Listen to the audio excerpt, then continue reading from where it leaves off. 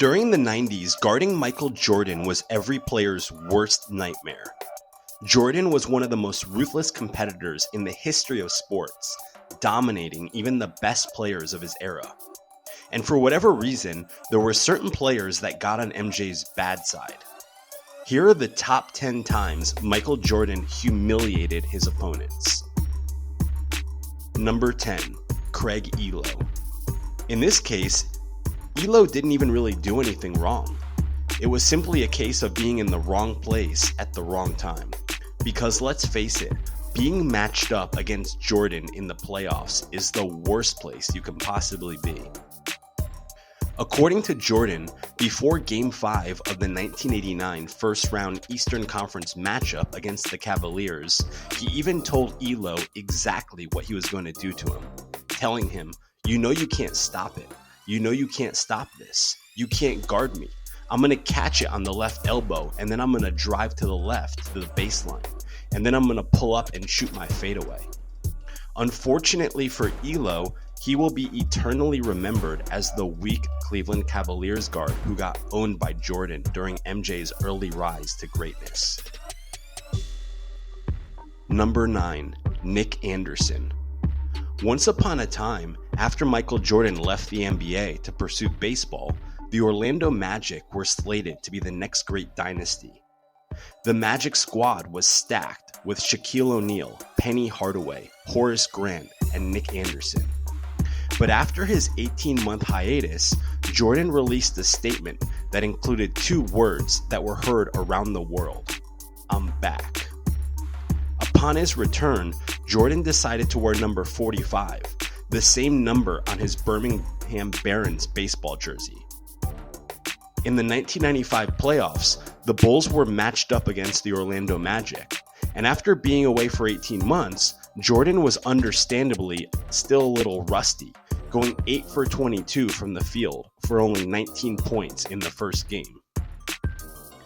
After the game, Nick Anderson added fuel to the fire, saying, "Number 45 doesn't explode like number 23 used to.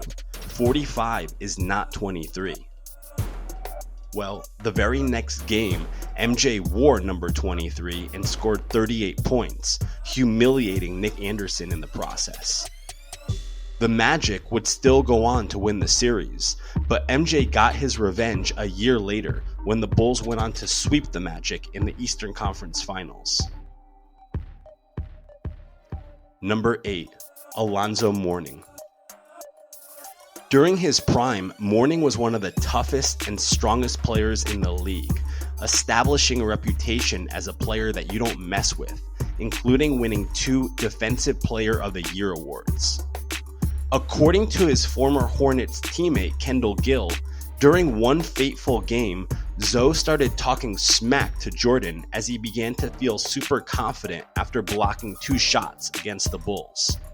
Well, MJ wasn't having it, and he soon decided to put Alonzo Mourning on a poster. And it didn't stop there. MJ and the Bulls knocked out Mourning's Hornets in back-to-back seasons in 1996 and 1997. This was in large part because Dennis Rodman was able to successfully neutralize and shut down Mourning offensively. Jordan then publicly humiliated Mourning again when he said, "Dennis gets into Alonzo Mourning's head now. Alonzo's weak in the mind. He has to know how to be tough and overlook those types of things. Alonzo's an intimidator, but sometimes the intimidator can be intimidated. The bully can be bullied." Number 7, Reggie Miller. Miller and the Pacers were one of MJ's most formidable opponents, even taking the Bulls to 7 games in the 1998 Eastern Conference Finals. Miller made his first mistake during his rookie year. A young and cocky Miller had gotten hot and outscored Jordan during the first half of a game.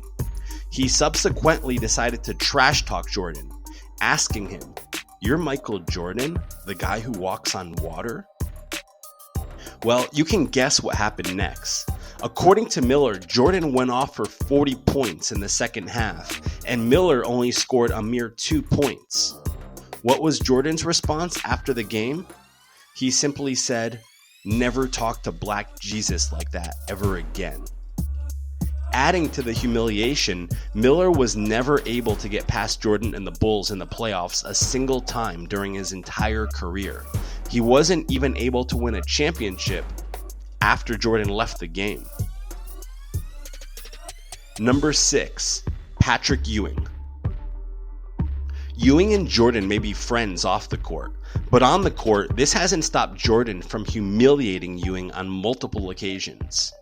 The embarrassment started way back in college when MJ and his North Carolina Tar Heels took out Ewing in Georgetown in the NCAA Finals championship game, with Jordan hitting the winning shot. From there, it seemed as though Jordan and the Bulls would humiliate the Knicks and Ewing on a yearly basis come playoff time, eliminating them 4 times in the 90s. But there was no greater humiliation for Ewing than Game 3 of the 1991 first-round matchup when Jordan threw down a vicious dunk on Ewing after Ewing dared to stop him. I wonder if Ewing still has nightmares about that one. Number 5, Dikembe Mutombo.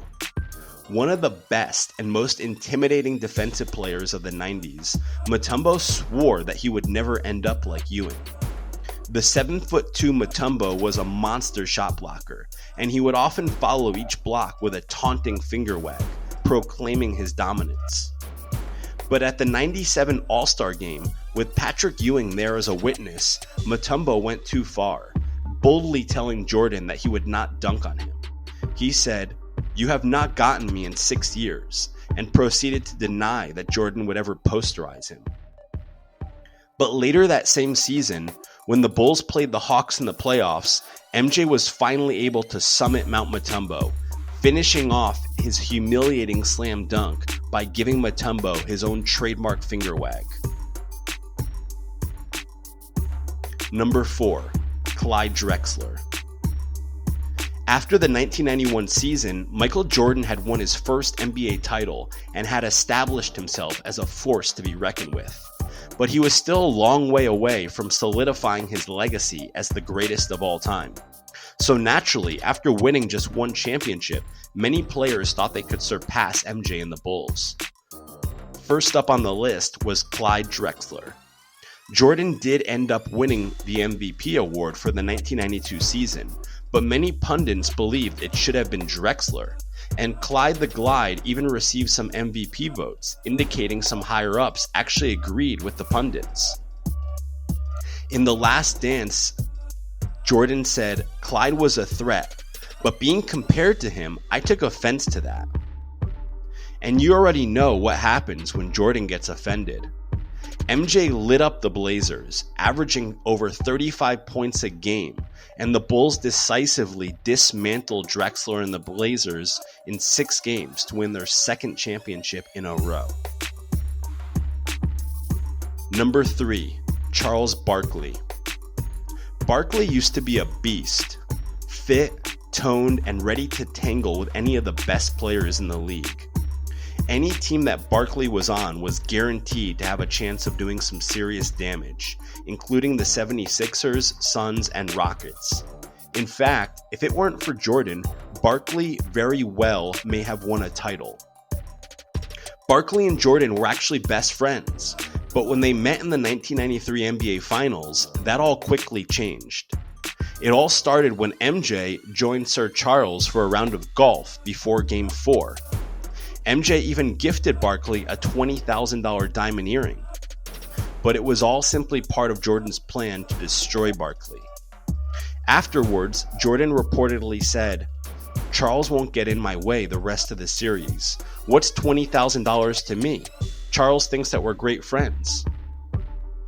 And Jordan's plan worked flawlessly, because in the very next game, Jordan went off for 55 points, and the Bulls took a commanding 3-1 series lead, which the Suns never recovered from. Number 2, Brian Russell. Now here's one of Jordan's most infamous victims. It all started after Jordan retired to pursue baseball. Jordan later recounted the story during his Hall of Fame induction speech. According to Jordan, In 1994, while he was visiting some of the Utah Jazz players at their practice facility, a young and cocky Brian Russell approached him.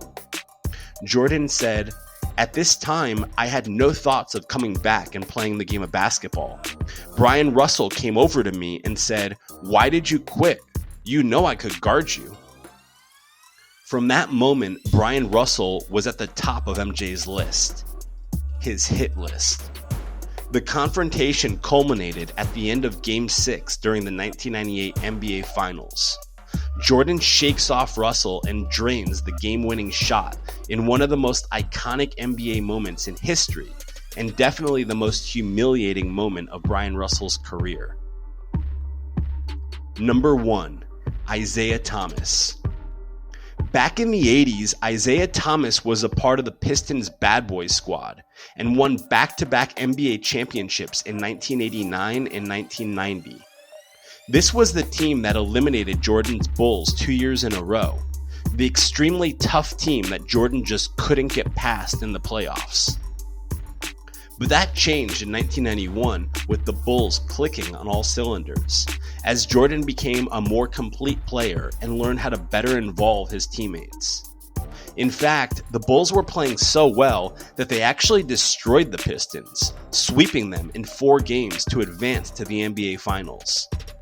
See, Isiah Thomas is actually from Chicago, and he didn't take being hated and publicly humiliated in his home city too well.